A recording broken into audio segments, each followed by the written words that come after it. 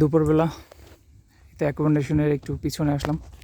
আমাদের বিচ থেকে অ্যাকোমোডেশন একদমই কাছে, তো এটা আইডিসি এরিয়া, আমাদের অ্যাকোমোডেশন ওই সাইডে। কিন্তু এই জায়গাটা দেখতে খুব সুন্দর লাগে, একদম কিছুটা হলেও পরিষ্কার আছে। সমস্যা হচ্ছে এই সি গ্রাসগুলো যে দেখতে পাচ্ছেন, এগুলো অনেক বেশি এখানে।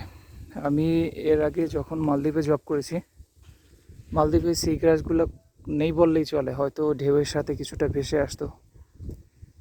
আমি জানি না এখানে বড় বড় ঢেউগুলো অনেক দূরে থাকার কারণে কি সি গ্রাসগুলো এখানে বেশি হচ্ছে নাকি, কিন্তু অনেক বেশি।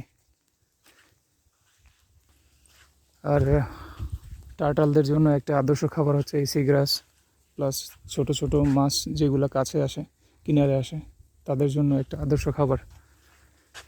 যাই হোক, এই দেশে একটা জিনিস আমি বুঝলাম, এই দেশে মানুষে এনভায়রনমেন্টটা ঠিক রাখার জন্য খুবই চেষ্টা করে তারা। ওকে, সো এই কারণেই শুধু এই সব জিনিস দেখাশোনা করার জন্য এখানে লোক আছে অনেকগুলা।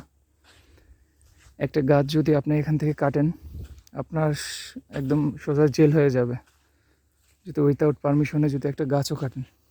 সো আপনার পারমিশন নেওয়া লাগবে এনভায়রনমেন্টাল টিম থেকে, তারপর শুধু আপনি কাটতে পারবেন, এর আগে কাটতে পারবেন না।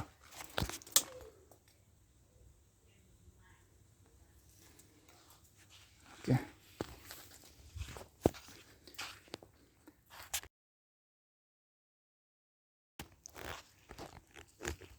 দেখেন আকাশের সাথে সমুদ্রের কত সুন্দর একটা মিল কালারের, অনেক সুন্দর একটা মিল। ওকে, তো ভালো থাকবেন, সুস্থ থাকবেন, আল্লাহ হাফেজ।